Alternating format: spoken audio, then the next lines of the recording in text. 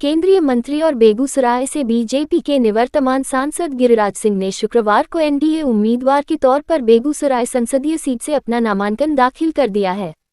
Begusarai Lok Sabha seat पर चौथे चरण के तहत आगामी 13 मई को मतदान होना है।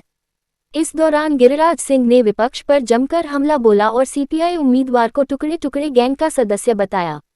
दरअसल बीजेपी ने बेगूसराय सीट से इस बार भी गिरिराज सिंह को अपना उम्मीदवार बनाया है। पिछले लोकसभा चुनाव में गिरिराज सिंह ने सीपीआई के कन्हैया कुमार को शिकस्त दी थी। बेगूसराय सीट से हारने के बाद कन्हैया सीपीआई छोड़कर कांग्रेस में शामिल हो गए थे। महागठबंधन में ये सीट इस बार भी सीपीआई को ही मिली है। ऐसे में इस सीट पर गिरिराज सिंह की सीधी लड़ाई सीपीआई से है।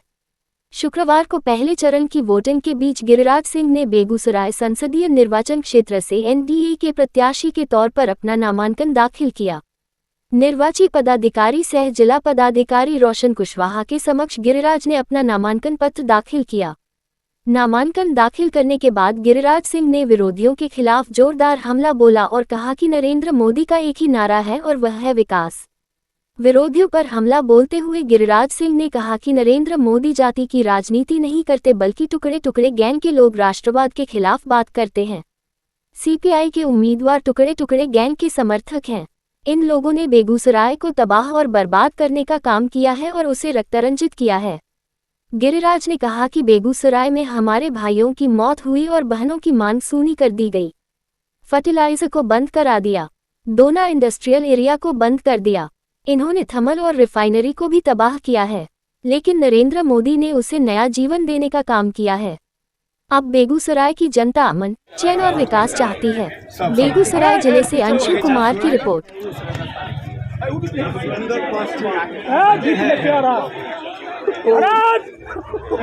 हल्ला क्या कर रहे हैं? अंदर उन्हें हल्ला करो तो यार कहते हैं हमें हल्ला करो। कुछ नहीं चलते हमरा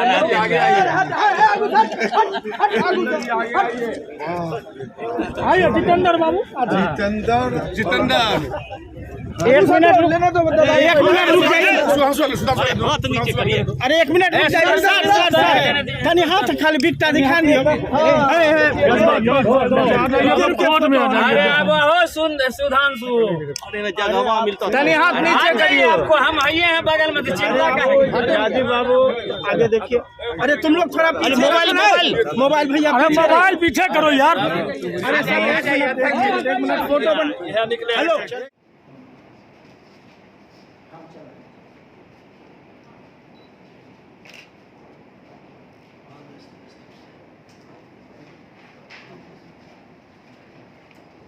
जी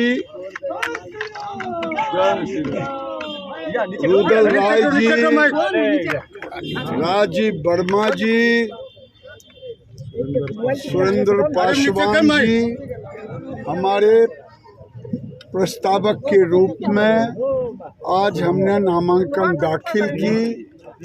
इन चारों लोगों के साथ सुरेंद्र मेहता जी आपके सामने अपना बयान दें। ये आज नॉमिनेशन हुआ है गिरिराज दा का। कौन है? संजय जी साहब कीजिए। अगले बार गिरिराज दा 4.5 लाख होती, इस बार गिरिराज दा 8.5 लाख होती। जय श्री राम। गिरिराज सिंह जिंदाबाद। गिरिराज सिंह की क्या गारंटी होगी बेगूसराय के लिए? अब की बार इस बार गिरिराज सिंह की क्या गारंटी होगी बेगूसराय के लोगों के लिए? नरेंद्र मोदी की एक ही नारा है, विकास विकास विकास, और विकास विरासत के साथ। जय श्री राम। गिरिराज सिंह जिंदाबाद।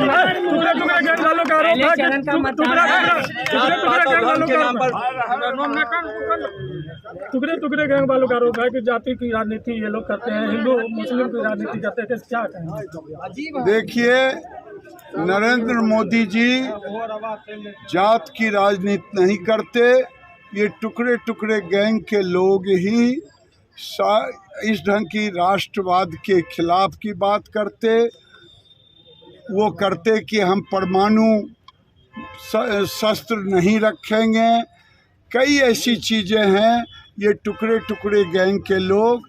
लेकिन गिरिराज सिंह नामांकन दाखिल किया है मोदी जी के प्रतिनिधि के रूप में हमने कहा है सबका साथ सबका विकास, और मोदी जी के 10 साल के कार्यकाल में बेगूसराय में भी सबका साथ सबका विकास हुआ है।